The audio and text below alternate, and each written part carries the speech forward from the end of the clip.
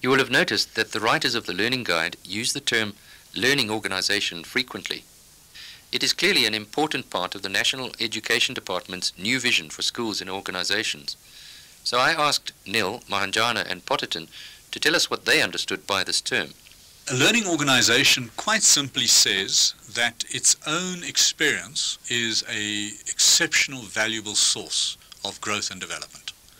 And what a learning organization does, it creates the communication forums, the methods, the opportunities for people to capture their experiences and turn it into learning. You continuously try to find errors as a way of finding a better way to do it. Jack Welch, who's the chairman of General Electric, says that he will be really happy on that day when all the employees of General Electric rush to get to work because they've got an idea they've dreamt of they want to come and try out. Now the same should be true of a school, with pupils and teachers wanting to rush to get to school because there's something new. The centrality of a learning organization is to be responsive to the environment in the first place, and secondly, to really change your strategies as you go ahead in terms of seeing how best you can achieve your goals other than being a stagnant organization. And the willingness to do that, I think that's the other dimension of a learning organization. So those schools are schools where teachers are prepared to reflect on their practice and to say, well, how can we make things better? To think about, say, the transport system to and from school and say, well, is it adequate? How can we improve it? And that's how learning takes place in a learning organization.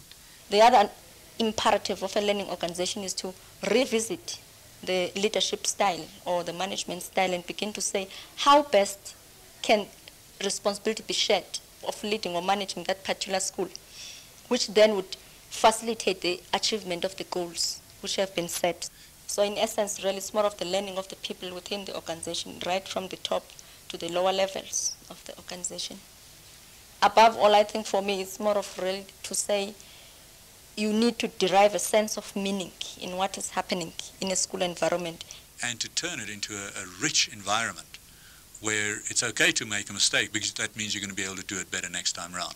A man called Tom Watson Jr., he headed up IBM in the 1950s, 1960s. And in the late 60s, one of his managers made a mistake that cost them $2 million. The man walked in to Watson Jr.'s office and he said to him, I suppose you want my resignation. And Tom Watson Jr. immediately responded, he says, don't be a fool, man. We have just spent $2 million educating you.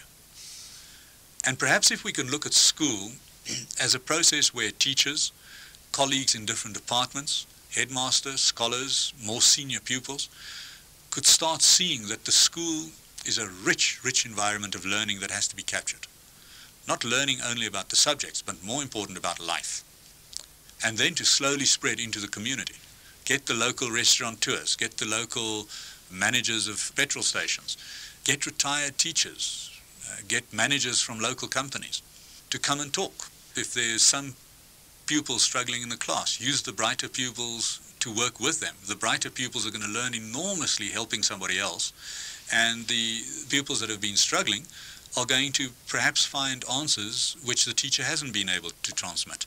And in the process, they'll be learning some amazingly valuable life skills. Let teachers accept that it's okay to make an error, because for goodness sakes, the only way you can make no mistakes is by doing nothing. And that's the last thing you want.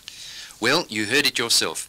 A learning organization is an organization which is dynamic, responsive to a changing environment, ready to reflect on problems and mistakes, and to turn these into sources of learning for both individuals and the organization as a whole.